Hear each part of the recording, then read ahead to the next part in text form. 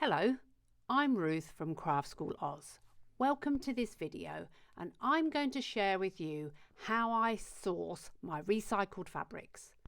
So whether you call them op shops, thrift shops or charity shops, depending on where you're from, there are also vintage and antique shops, flea markets, and not forgetting your family and friends, a very important source of textiles.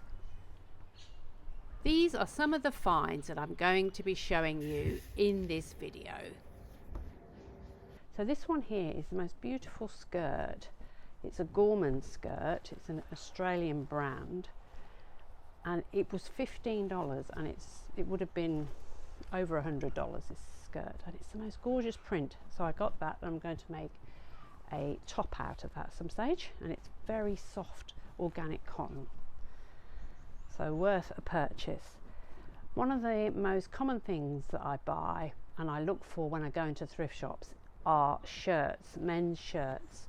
So I have a huge collection of men's shirts, and I use them for various things. Some of the things I might cut up and use in quilts or slow stitching projects, and other ones, if you get a really large one like this one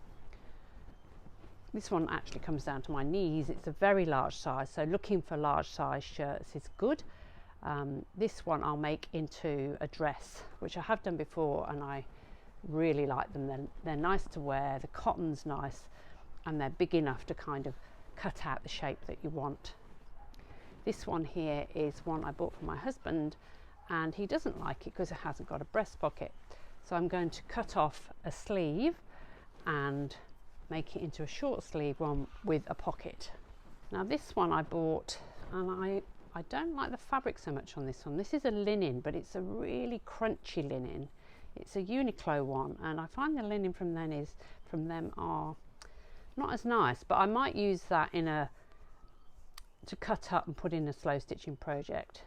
And the more you handle it, the softer it will get, but I've washed it a few times and it's still very crunchy and not very nice to wear. So I'd cut that up and use it in something that I wasn't wearing. Again, here's some more check shirts, nice big sizes, and so I don't know what I'll do with those yet. One of them I have taken off the collar, and now I've just got a mandarin collar. So men's shirts are very useful.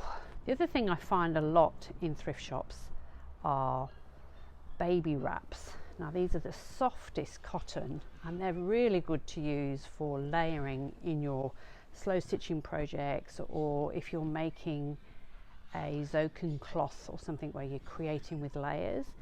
Really fine, really soft, really nice to touch. So you could do a few different things with those, and I've got a little collection here, and they are common in these shops, and they're usually only a few dollars.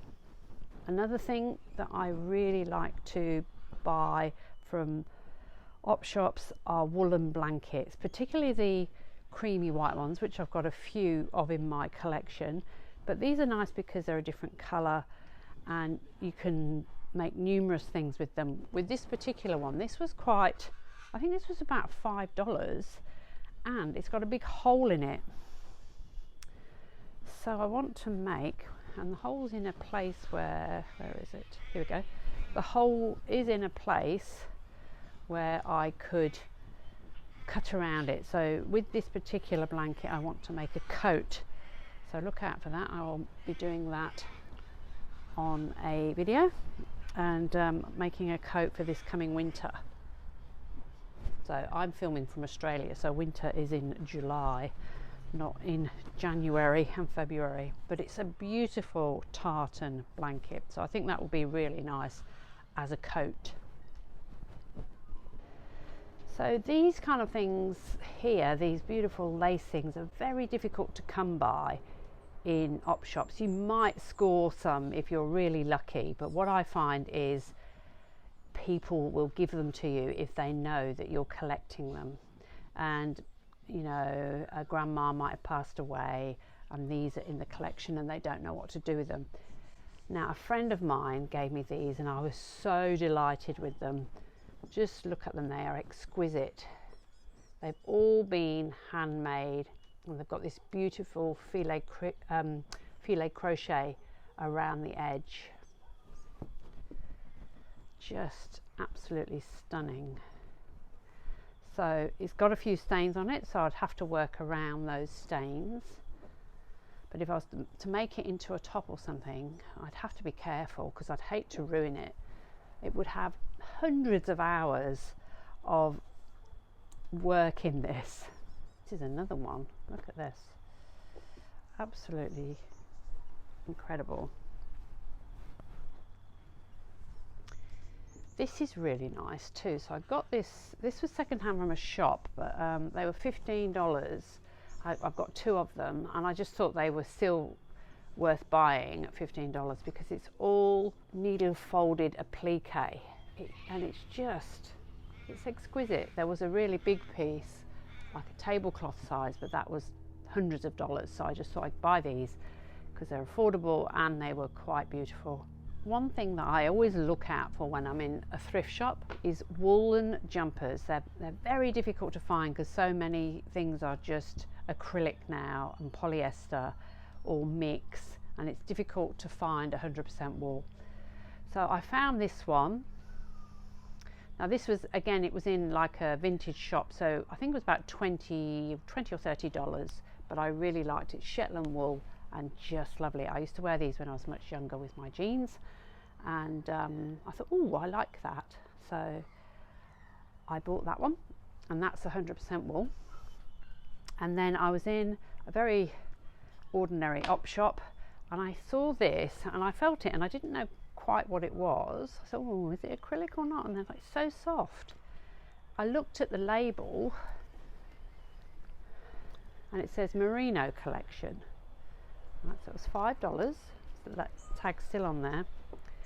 And then if you don't know what it is, go up the side seam here and it should give you a label, and that was the label. Pure merino wool. Just absolutely exquisite. So that was worth finding and buying. And I only noticed it because of the label, because it does feel so soft.